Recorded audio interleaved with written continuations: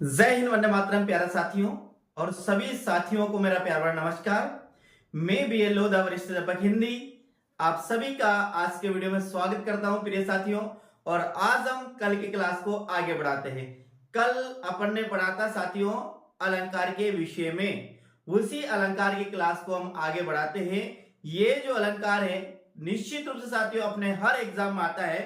वो आप किसी भी प्रकार का एग्जाम दो, कॉलेज व्याख्याता से लेकर साथियों आप स्कूल के वरिष्ठ अध्यापक यानी सेकंड ग्रेड तक जितने भी एग्जाम होते हैं इस भारत में हिंदी से शिक्षक बनने के लिए, सभी में साथियों अलंकार निश्चित रूप से आता है। और अलंकार के कम से कम 2 या 3 प्रश्न आते हैं।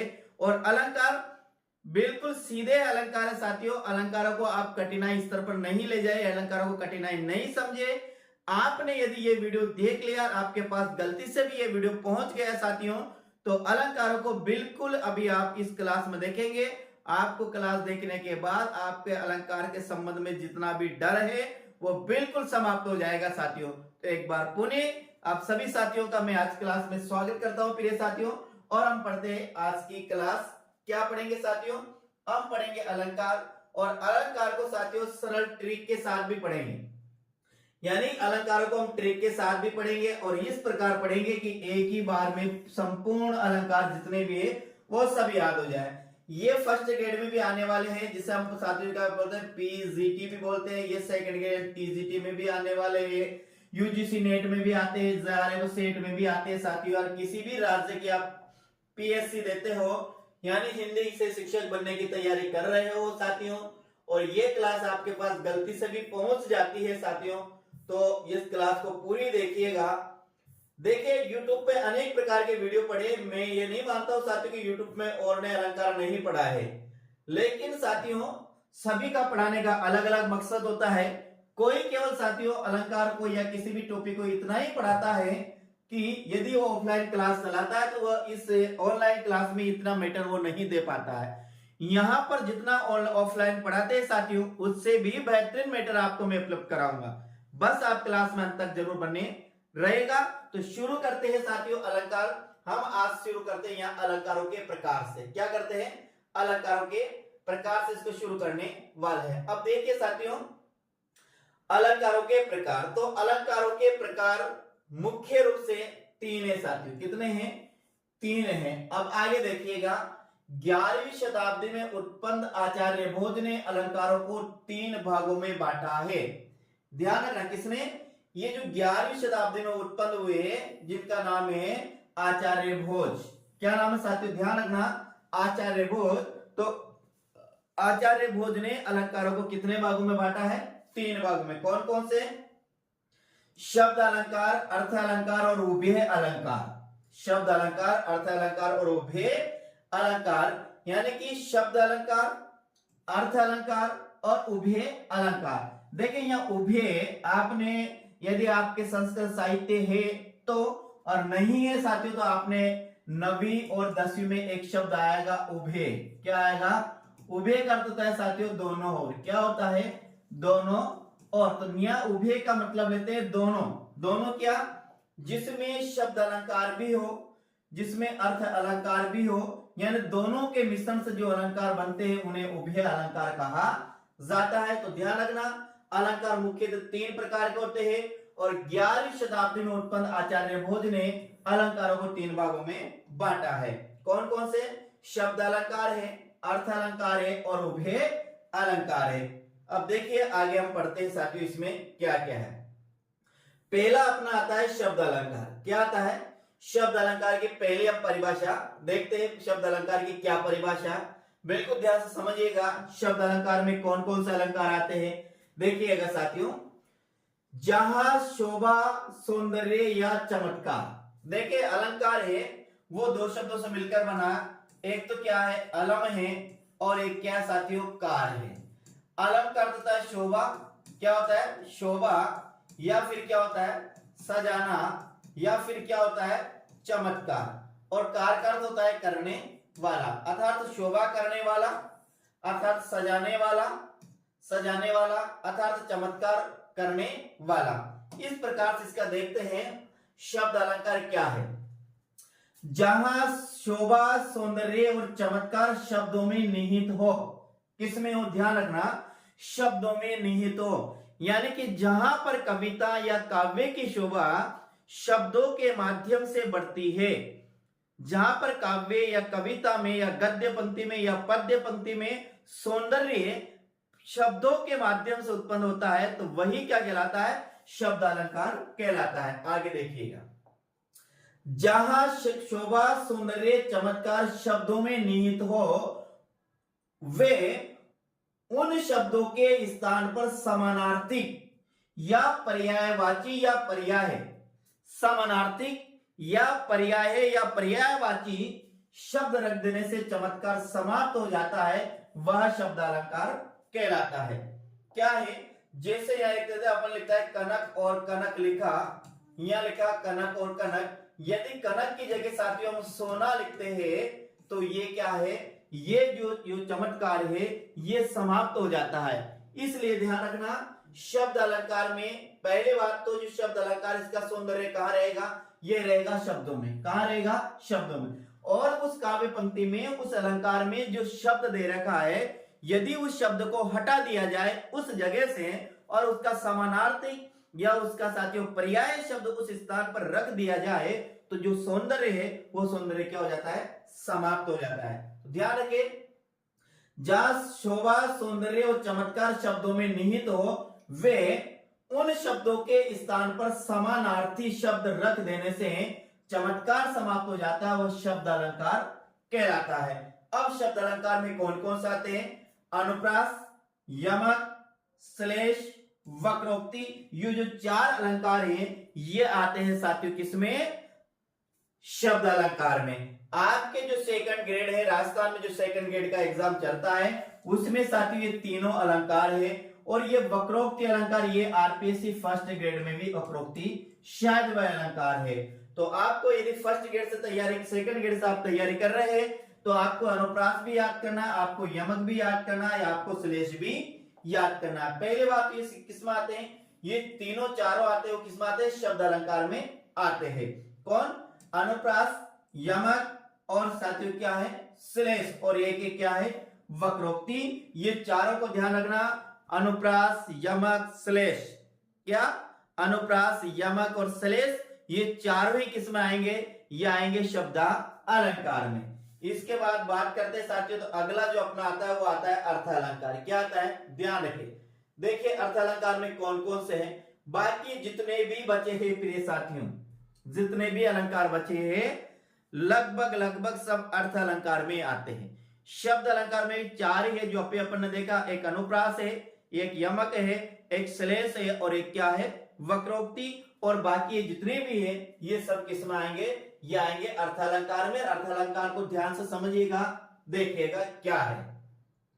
इनकी परिभाषा की बात करते हैं पहले, तो जहां शोभा सौंदर्य और चमत्कार अर्थ में निहित हो, नेकी शब्दों में अर्थ अलंकार कहलाते हैं। यदि यहां पर उस शब्द का पर्यायवाची शब्द भी रख दिया जाए तो भी जो अलंकार का सौंदर्य है, अलंकार का जो चमत्कार है, अलंकार की जो शोभा है वो समाप्त नहीं होती, किसमें, अर्थ अलंकार में। और यदि इसे अब रखेंगे शब्द अलंकार में तो उस अलंकार का जो शोभा है, जो सौंदर्य है, जो चमत्कार है वो समाप्त हो जाता है, किसमें, शब्द अलंकार में। ध्यान रखना, देखिए एक बार पुनः देखिएगा, जहां शोभा सौंदर्य और चमत्कार अर्थ में निहित हो, यानी अर्थ में निहित का मतलब अर्थ में समाहित हो, अर्थ के क्या हो, अंदर हो, अर्थ के अंदर हो। जहां शब्द में होगा वहां तो कौन सा होगा, शब्द अलंकार होगा, और जहां पर अर्थ में होगा वो कौन सा होगा, अर्थ अलंकार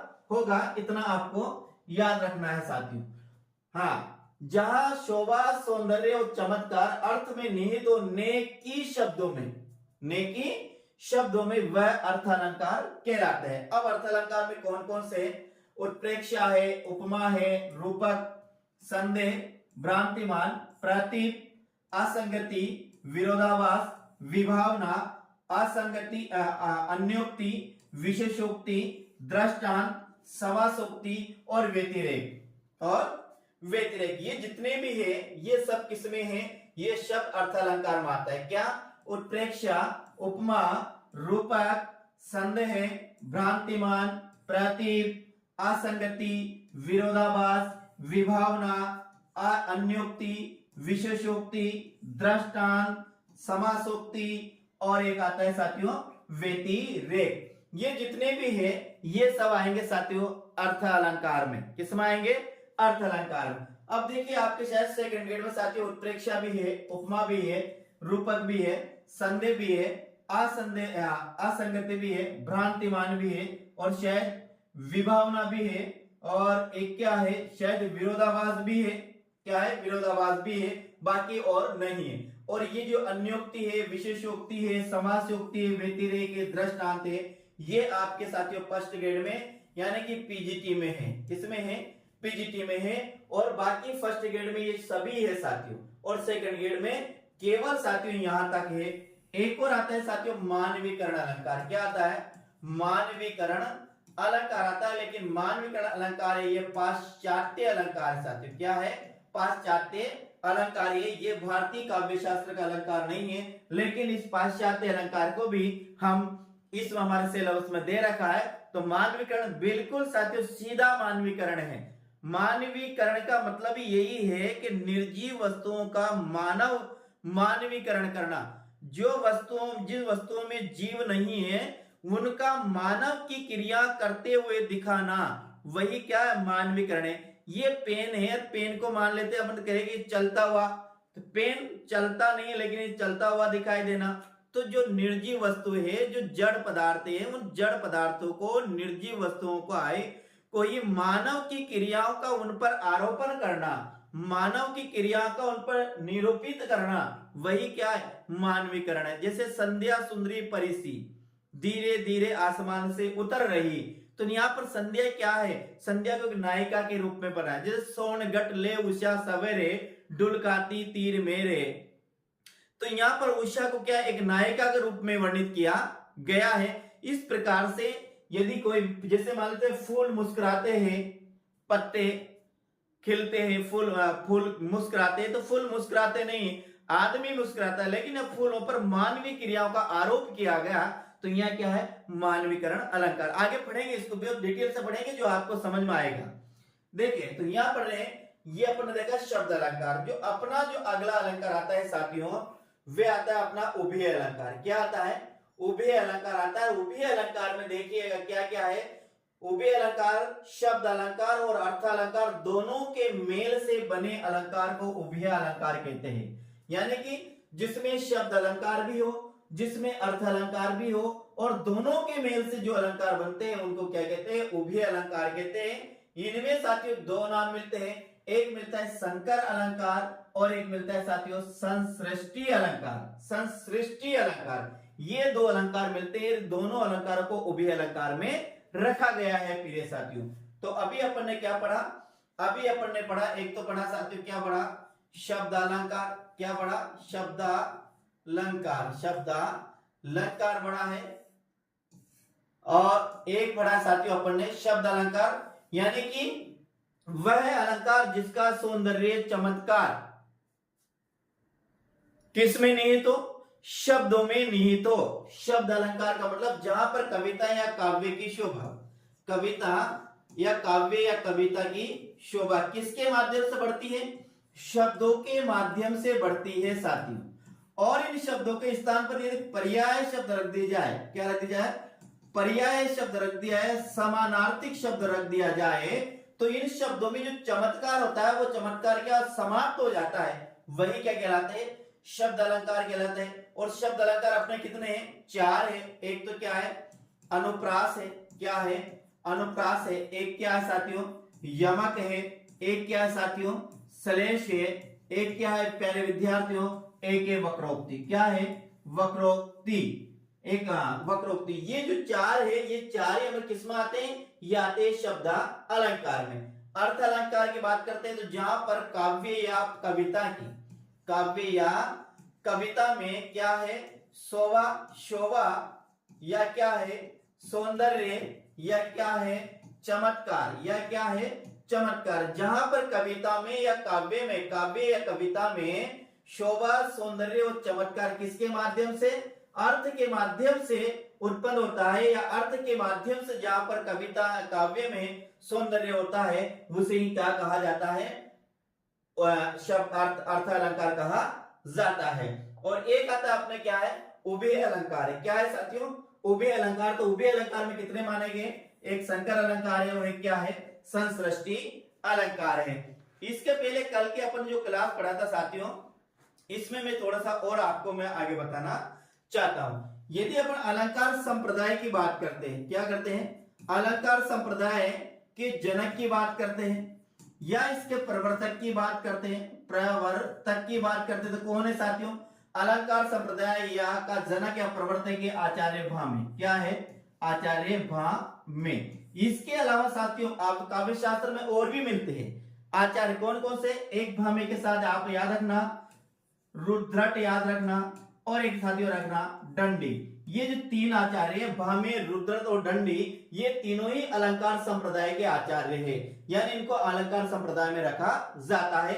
ये आपको ध्यान रखना है साथियों। तो कितने हैं, एक भामे तो है जो तो अलंकार संप्रदाय के जनक है, इसके साथ रुद्रट और दंडी। अब कैसे क्या क्या अलंकार संप्रदाय कौन कौन से कवि, तो मैंने कल आपको बताया था बा, रू और आप लिखेंगे दे। तो बा से तो बनेगा भामे, क्या बनेगा, भामे बनेगा, रू से क्या बनेगा, रुद्रट बनेगा, दे से क्या बनेगा, दंडी बनेगा। ये तीन ही, ये तीनों ही अलंकार संप्रदाय के क्या है, कवि माने जाते हैं साथियों। आपको इनको ऐसे याद करना। अब देखिए कैसे, एक बार पुनः देखिए, अलंकार के साथ साथ आपको ऐसा याद करना है, अलंकार बा, रू और दे, ये याद कर। अलंकार क्या है, बारू दे, बा से बामे, रू से रुद्र और दे से क्या बनेगा, दंडे बनेगा। इस प्रकार से इसको याद करना है। तो अलंकार संप्रदाय के जनक तो कौन है, भामे अलंकार संप्रदाय के जनक है। यदि अलंकारों का सर्वप्रथम देखते कहां पर वर्णन है साथियों, तो अलंकारों का सर्वप्रथम वर्णन है भरत मुनि के नाट्य शास्त्र में। किसमें, भरत मुनि के, जिनका ग्रंथ साथियों नाट्य शास्त्र। क्या है, नाट्य शास्त्र में अलंकारों का सर्वप्रथम वर्णन मिलता है। लेकिन अलंकार संप्रदाय के जनक माना जाता है वो कौन माना जाता है, भामे अलंकार संप्रदाय का जनक माना जाता है। और भामे ने अलंकार को साथियों क्या कहा, काव्य की आत्म तत्व कहा, या आत्मा कहा है, या काव्य का क्या कहा है, प्राण कहा है। ये भी आपको ध्यान रखा है साथियों। फिर आगे बात करते हैं, आचार्य दंडी ने काव्य अलंकार की परिभाषा करते देते हुए लिखा है। क्या लिखा है वो आपको ध्यान रखना है, वह काव्य शोभा करान धर्मान अलंकार प्रचक्षते।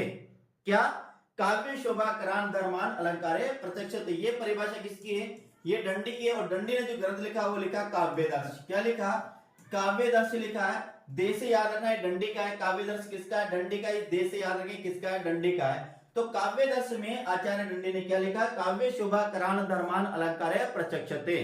काव्य शोभा करान धर्मान अलंकारे प्रचक्षते। और साथियों बात करते तो एक आते हैं वामन, जो रीति संप्रदाय के प्रवर्तक है। वामन ने भी गुणों की परिभाषा में क्या लिखा है, सेम परिभाषा, दोनों को थोड़ा सा अंतर है साथियों। वामन लिखा है काव्य शोभाए कर्तारो धर्मा गुणा। काव्य शोभाए कर्तारो धर्मा गुणा, ये गुण की परिभाषा दी आचार्य वामन ने। जबकि दंडी ने अलंकार की परिभाषा की काव्य शोभा करान धर्मान अलंकार है प्रचक्षते। दोनों की सेम परिभाषा है। तो आप याद रखना, जहां अलंकार आएगा वहां दंडी आएगा, जहां गुण आएगा वहां क्या आएगा, वामन आएगा प्रिय साथियों। तो ये आज की क्लास में अपन ने केवल इतना ही पढ़ा। प्रिय साथियों हम कल की क्लास में पढ़ेंगे, क्या पढ़ेंगे, कल की क्लास में पढ़ेंगे अपन पहले अनुप्रास अलंकार पढ़ेंगे। अनुप्रास अलंकार के बाद साथियों हम पढ़ेंगे यमक अलंकार पढ़ेंगे। यमक के बाद प्रिय साथियों हम पढ़ेंगे, ये यमक ही है, बहुत अच्छी तरह से पढ़ाऊंगा साथियों। मैंने यहाँ पर 9 उदाहरण लिख रहे हैं अलंकार के। इसके बाद साथियों अगला जो अपना आता है श्लेष अलंकार आता है। श्लेष अलंकार के लगभग मैंने 3-4 उदाहरण लिख रहे हैं साथियों। फिर इसके बाद अभंग श्लेष भी है। और साथियों इसके बाद देखते हैं दुनिया सबंग श्लेष भी है साथियों। ये इस प्रकार से अपन पढ़ेंगे। इसके बाद देखिए ये अभी अलंकार वही चल रहा है, श्लेष अलंकार ही चल रहा है। और यहाँ पर ये वक्रोक्ति अलंकार है जो आपके फर्स्ट ग्रेड सेकंड ग्रेड में तो नहीं है, लेकिन ये साथियों किस में है, ये फर्स्ट ग्रेड में है वक्रोक्ति अलंकार। तो कल अब पूरी क्लास को अपन पढ़ेंगे। आज क्लास में इतना ही। उम्मीद करता हूँ क्लास बेहतरीन लगी होगी। चैनल पर पहली बार तो चैनल को जरूर सब्सक्राइब करते हुए जाइए, साथ साथ बेल आइकन दबाकर ऑल पर प्रेस करें ताकि हर प्रकार की क्लास आप तक पहुंच सके। क्लास के साथ साथ साथियों में यहाँ पर हिंदी काव्य शास्त्र का हिंदी व्याकरण भी हिंदी व्याकरण, साहित्य, हिंदी साहित्य, हिंदी की शिक्षण विधियां और भाषा विज्ञान, जिसमें देवनागरी लिपि, हिंदी भाषा की उत्पत्ति और विकास, संविधान में हिंदी को क्या प्रावधान किया गया, किन किन ने इसको हिंदी भाषा घोषित करने के लिए प्रयास किए, इन सभी चीजों को कौन से अनुच्छेद में कहां से कहां तक, कौन से भाग में, कौन से अध्याय में, ये संपूर्ण जानेंगे साथियों। बस आप लगातार क्लास में बने रहेगा तो मस्त रहेगा, अच्छे रहेगा, खूब पढ़िएगा साथियों। तो हम विदा लेते हैं, कल फिर मिलते हैं अगली क्लास में। राम राम, जय हिंद, वंदे मातरम प्यारे साथी।